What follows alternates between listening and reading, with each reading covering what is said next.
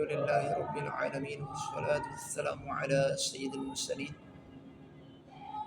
آج میں رزق کے سلسلے میں جو برکت کے وظائف حدیث شریف میں آئے ہیں وہ عرض کرنے کی کوشش کرتا ہوں۔ اس میں سے کچھ سب سے نمبر 1، استغفار کو اپنے کو لازم کر لو کہ اللہ تعالیٰ تمہیں ہر غم اور پریشانی سے نکلنے کی راہ عطا فرمائے گا اور وہاں سے رزق دے گا جہاں سے گمان نہیں۔ پہلی بات سورہ طلاق کی آیت نمبر 2 اور 3، وَمَن يَتَّقِ اللَّهَ يَجْعَل لَّهُ مَخْرَجًا وَيَرْزُقْهُ سے لے کر قدروں تک پڑھیں۔ مغرب کی نماز کے بعد سورہ واقعہ پڑھیں کہ جس گھر میں جو مغرب کے بعد یعنی رات میں سورہ واقعہ پڑھے تو اسے کبھی فاقہ نہ آئے۔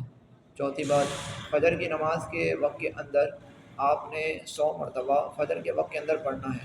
بہتر ہے کہ سنتوں کے بعد پڑھیں، جماعت کھڑی ہو گئی تو بقیہ جماعت کے بعد پڑھ لیں۔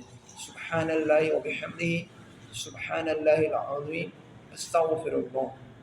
اسی طرح آپ لا الہ الا اللہ الملک الحق المبین، حدیث شریف میں اس تسبیح کے متعلق ارشاد فرمایا گیا کہ جو یہ پڑھے تو اس کی طرف رزق جو ہے وہ کھنچتا ہوا آئے۔ تو یہ جاری مبارکہ پیارے آقا علیہ السلام کی جاری مبارکہ ہے، یہ اس پر بھی یہ الفاظ مبارکہ تحریر ہیں، اور شجرہ عالیہ قادریہ کے جو وظائف ہیں اس میں بھی اس کو شامل کیا گیا ہے۔ اسی طرح جو آپ صدقہ دیں، اس صدقہ دینے سے مال کم نہیں ہوتا، اللہ تعالیٰ بڑھوتری عطا فرماتا ہے۔ لوگوں کو کھانا کھلائیں، لوگوں کو اپنی جتنی مدد کریں تو اللہ تعالیٰ آپ کی بھی مدد فرمائے گا۔